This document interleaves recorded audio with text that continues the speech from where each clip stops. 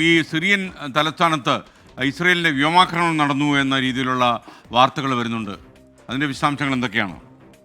SKN ഈ യഥാർത്ഥത്തിൽ സിറിയയിൽ വലിയ കൺഫ്യൂഷനും ആശയക്കുഴപ്പമൊക്കെ നടന്നുകൊണ്ടിരിക്കുക. നമുക്കറിയാം, സിറിയന് സുരക്ഷാ സേന ഈ അലവി വിഭാഗത്തിൽപ്പെട്ട മുസ്ലിം ന്യൂനപക്ഷങ്ങൾക്ക് നേരെ നടത്തിയ ആക്രമണത്തിൽ ഇപ്പോൾ വരുന്ന കണക്കനുസരിച്ച് 1500-ലേറെ പേർ കൊല്ലപ്പെട്ടു എന്നാണ് വരുന്നത്.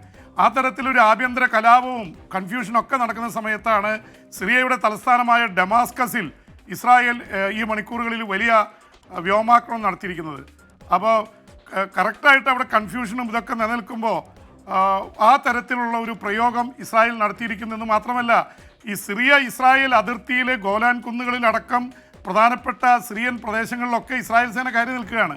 സിറിയ ഈ പ്രത്യേകിച്ച് ഹെസ്ബുള്ളയ്ക്ക് ഹമാസിനൊക്കെ വലിയ ശക്തി പകർന്ന പ്രദേശം രാജ്യമാണെന്നറിയാം. അത് പ്രത്യേകിച്ച് ബഷാർ അൽ അസാദിൻ്റെ സമയത്തായിരുന്നു. അദ്ദേഹം റഷ്യയിലേക്ക് പലായനം ചെയ്തു.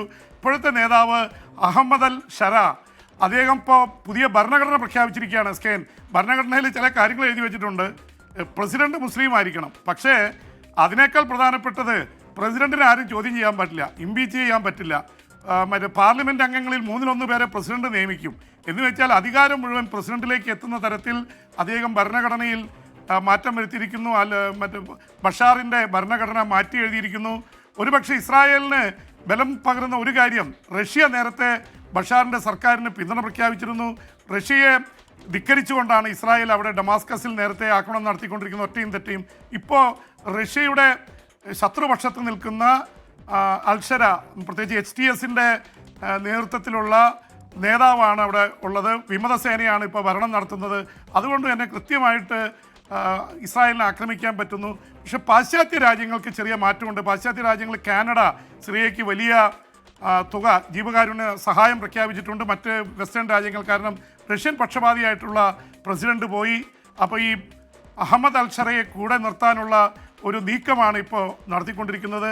എന്തായാലും സിറിയയെ സംബന്ധിച്ചിടത്തോളം വളരെ നിർണായകമാണ് കാര്യങ്ങൾ. അവിടെ ഒരുപാട് പട്ടിണിയും പ്രശ്നങ്ങളൊക്കെ ഉണ്ട്. 90% ആൾക്കാരും സുന്നികളും അവരുടെ ഒരു വിഭാഗം ഷിയാകളുമാണ്.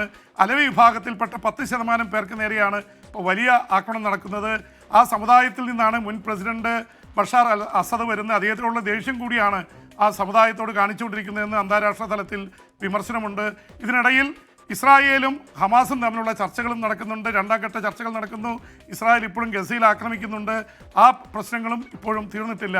SKN ബിബി ജെയിംസ്, നമുക്ക് വിദേശ വാർത്തകൾ അവസാനിപ്പിക്കും. കീലേരി അച്ചു പറയുന്നു, നമ്മുടെ PP അമേരിക്കൻ പ്രസിഡന്റ് ആയിരുന്നെങ്കിൽ, അമേരിക്കയിൽ പ്രസിഡന്റ് ആയിരുന്നെങ്കിൽ ഞാൻ 2 ദിവസത്തിനുള്ളിൽ അമേരിക്കയിൽ പോകുന്നു. മനസ്സമാധാനമായിട്ട് നടക്കുന്നൊന്നും പ്രേക്ഷകർക്ക് ഇഷ്ടമല്ലെന്ന് തോന്നുന്നു കേട്ടോ.